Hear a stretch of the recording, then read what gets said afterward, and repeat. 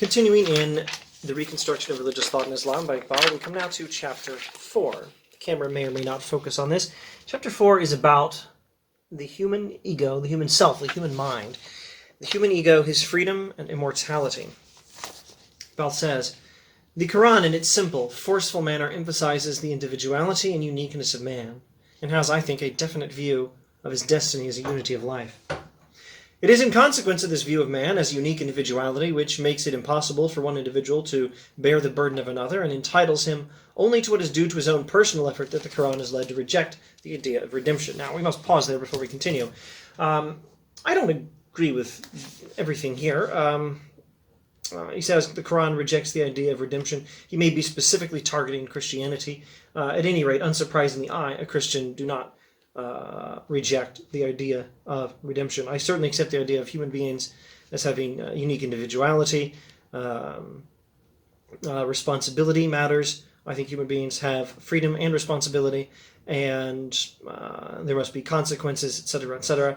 I don't think that's a reason we should reject the idea of redemption. I think it's a reason we need redemption, because none of us has lived up to our responsibilities. I accept the Christian gospel. God created us in his image. God created us, human beings, and the rest of creation good, gave us responsibility for managing creation. We disobeyed God. We broke the rules. We messed up creation. We messed up ourselves. We need redemption. God provides redemption. God, going back to Genesis 3:15, promises redemption, and redemption follows this long, complicated track through Abraham, through Moses, through David, through Isaiah, through Yahya, John, through Jesus Christ, who, in virtue of the incarnation, in virtue of the death and resurrection of Jesus, manages to take care of the sin problem. Redemption happens thus. Now, I don't think that means there's no responsibility. I think it means we need help, and there's still plenty of responsibility. Responsibility is how we got into this mess, and there's still free will in getting out of it, and there's still plenty of responsibility. It's not like you shirk your responsibilities and being redeemed. No, you take up some new responsibilities to follow this Messiah, to follow Jesus, and be part of his redemptive work. Redemption in Christ doesn't mean there's no responsibility. It means, how shall I say this? It means only that you don't earn your redemption. You certainly have responsibility to turn from sin and follow this Messiah. Okay, so not here to preach the gospel. I'm here to talk philosophy, actually. Ask me to preach the gospel another time if you want me to. This has just been me mentioning something where I tend to disagree with Iqbal. I do not reject the idea of redemption.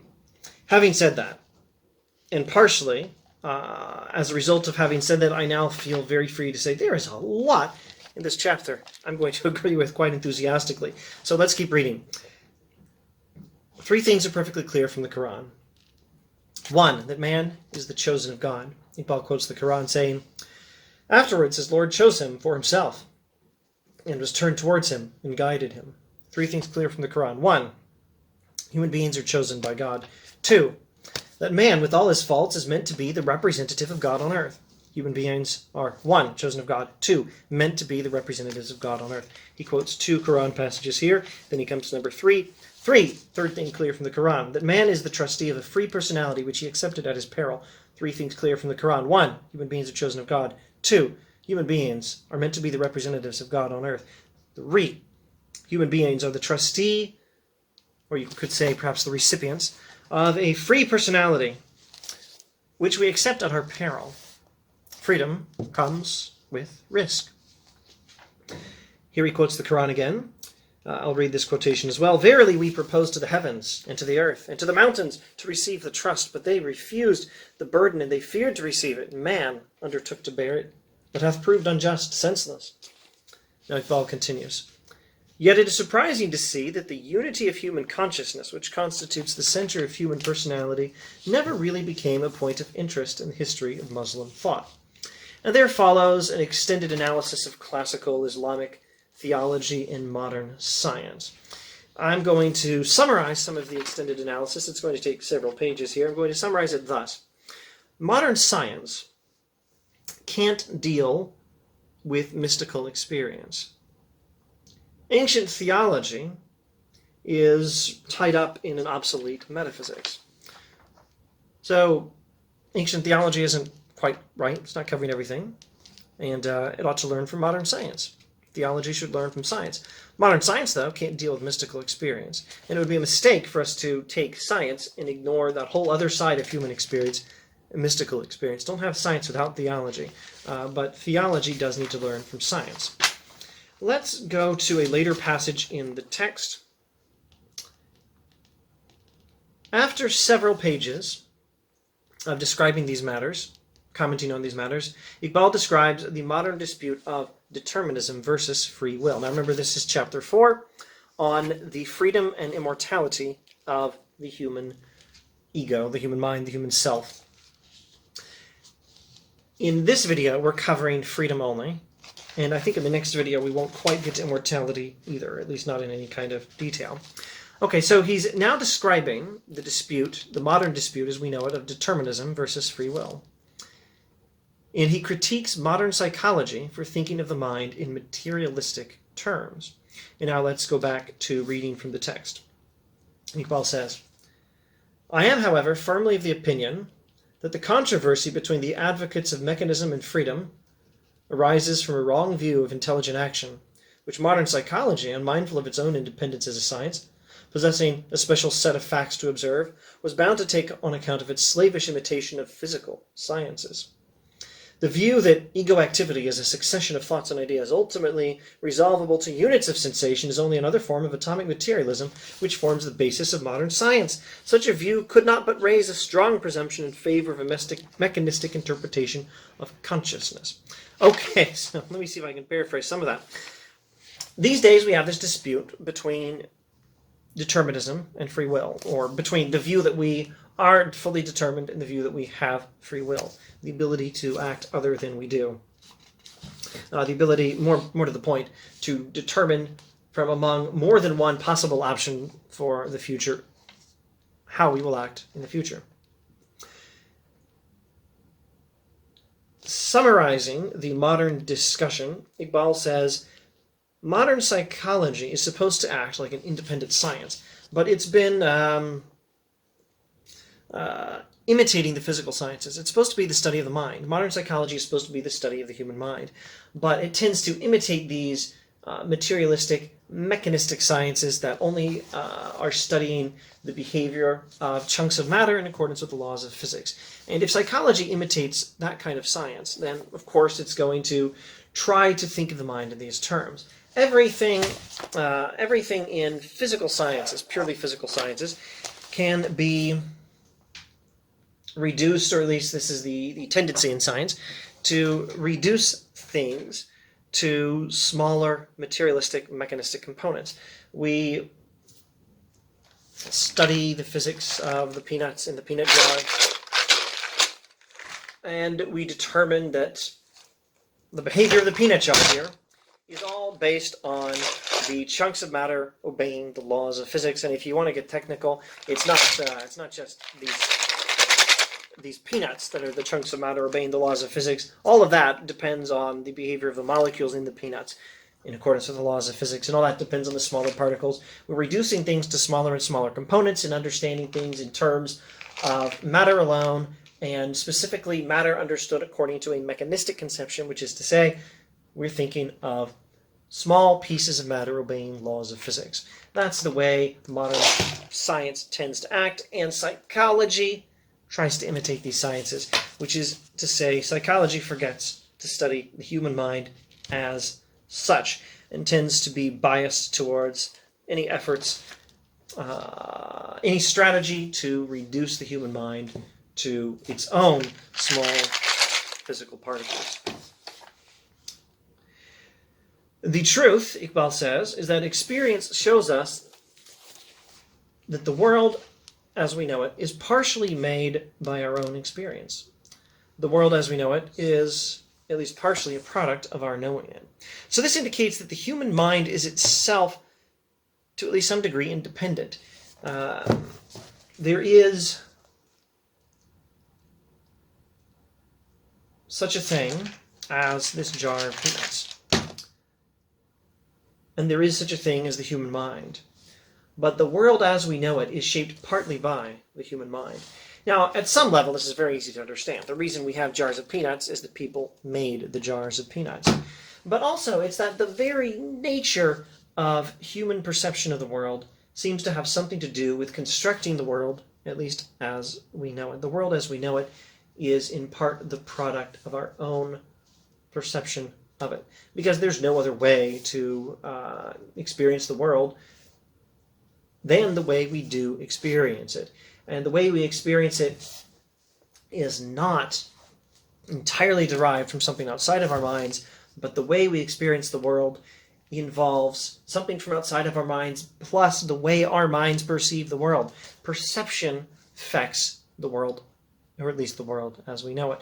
Now, this should be sounding like Kant. If you know enough Immanuel Kant and modern European philosophy, this has rather a lot to do with Kant. And, if I haven't touched on it enough, I probably will not in this series, but there is some influence of and agreement with Kant on that sort of thing in this text. Although I would actually recommend on this subject going back to, let me think, chapter 2. I'd recommend going back to chapter 2 on the subject. But let's continue now with chapter 4. The truth is that the causal chain wherein we try to find a place for the ego is itself an artificial construction of the ego for its own purposes. The ego is called upon to live in a complex environment, and he cannot maintain his life in it without reducing it to a system which would give him some kind of assurance as to the behavior of things around him. The view of his environment as a system of cause and effect is thus an indispensable instrument of the ego, and not a final expression of the nature of reality. Indeed, in interpreting nature in this way, the ego understands and masters its environment and thereby acquires and amplifies its freedom. Oh, I wish I had time and mental capacity to sort through all the connections to Hume and William James on the reflection on causality, plus this being Iqbal, any precursors to Hume in Al-Ghazali's reflections on causality. Let's see if I can just summarize this without drawing all the interesting connections that I'm not sure I have the ability and I certainly don't have the time to make. The way we interpret the world in terms of cause and effect, the way we interpret the world physically according to ideas of physical cause and physical effect, that is itself, at least in large part, a product of our own interpretation. And of course it is. The way we interpret the world according to cause and effect is, at least in large part, a product of our own interpretation of the world according to ideas of cause and effect that we need. We need to think of the world in terms of cause and effect. That's how we live. That is how, indeed, in interpreting nature in this way, the ego understands and masters its environment and thereby acquires and amplifies its freedom. That's how we exercise freedom. We exercise freedom in the world by thinking of the world in terms of cause and effect. Thus, the element of guidance and directive control in the ego's activity clearly shows that the ego is a free personal causality. In other words, examining the way the world appears to us and the way we live in the world and the way we think about the world shows that we have causal powers. We human minds, have the power to cause things in the world. He shares in the life and freedom of the ultimate ego, who, by permitting the emergence of a finite ego capable of private initiative, has limited this freedom of his own free will. Well, this goes back, I believe, to the former chapter. Conceptions of God talk about God and God's power and God's freedom and human freedom. This freedom of conscious behavior follows from the view of ego activity, which the Quran takes. Okay, so we have the power to cause things in the world. I'm about to pick up something from my desk. I don't know at this time what I'm going to pick up. Is it going to be the jar of peanuts or the teacup or the other teacup that I use to hold pens and pencils? Let's choose one of those things. And I've just decided to choose two of them. I'm picking up the teacup, and the other teacup with the broken handle that now holds pens and pencils. So I've had a causal effect on the world. I rearranged these things on my desk. And this exercise of my own power is me sharing in the life and freedom of God, because God permitted the emergence of my finite mind with my own ability to cause things to happen in the world, and my own freedom to decide what I'm going to cause. And this freedom of conscious behavior is the view of the Quran. There are verses which are unmistakably clear on this point. Quoting from the Quran, and say, the truth is from your Lord. Let him then who will believe, and let him who will be an unbeliever. Let him who wills believe. Let him who does not will not believe. If ye do well, to your own behoof will ye do well. And if you do evil, against yourselves will ye do it. Do well, you'll do so to your own benefit. Do badly, you will do so to your own benefit. Indeed, Islam recognizes a very important fact of human psychology, i.e. the rise and fall of the power to act freely, and is anxious to retain the power to act freely as a constant and undiminished factor in the life of the ego. The timing of the daily prayer, which according to the Quran restores self-possession to the ego by bringing it into closer touch with the ultimate source of life and freedom, is intended to save the ego from the mechanizing effect of sleep and busyness. Prayer in Islam is the ego's escape from mechanism to freedom. Oh, there's so much to talk about. All right. 1. On the question of free will, Iqbal says yes. So there. That's 1 point. If you take nothing else from this so far, it's nearly 17-minute meander through chapter 4 of the Reconstruction, take this. Iqbal believes in free will. 2, he says that the Quran teaches that we have free will. 3, it's free will, but it's also free will given to us by God and received by us at some risk. It is part of our responsibility to be the image of God, to be the representatives of God on earth, and to have a hand in God's own activity in the world. Was that 3? If so, let's say the next point then is 4. This idea of free will is consistent with the world as we experience it. Because the world as we experience it does not tell us that all is matter. Maybe we'll talk about that more in the next video briefly. What we learn from the world as we experience it is that the human mind has an effect on the world. We learn from experience that the human mind has an effect on the world. And that means modern science is perfectly consistent with free will. The world as we experience it is perfectly consistent with the idea that we human beings have free will. It supports the idea because it tells us that the very nature of reality, or at least the only reality we know, is such that we have an effect in it. We are the origin of events. That indicates that we do have free will. So the Quran, as usual, and this would be as good a one-sentence summary as I think I could manage of this whole book, the Quran is consistent with the world interpreted according to experience. Or in even broader terms, religion is consistent with empiricism. And then finally, what has he said in this paragraph? That we're not supposed to live mechanistically,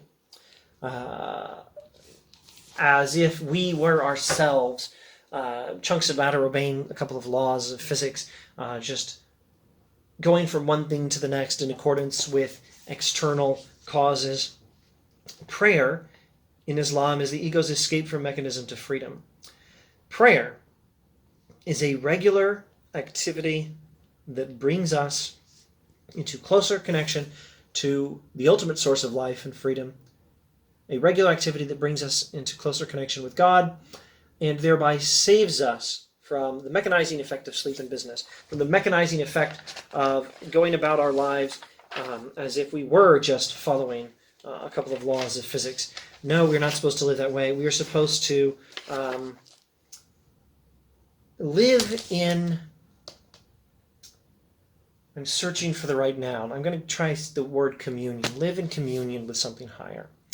And live in some independence from matter. Because, after all, what are we? But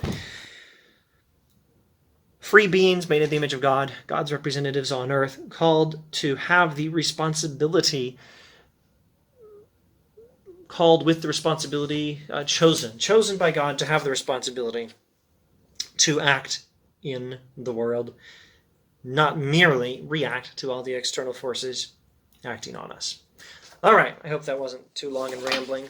I'll try to make the next video shorter.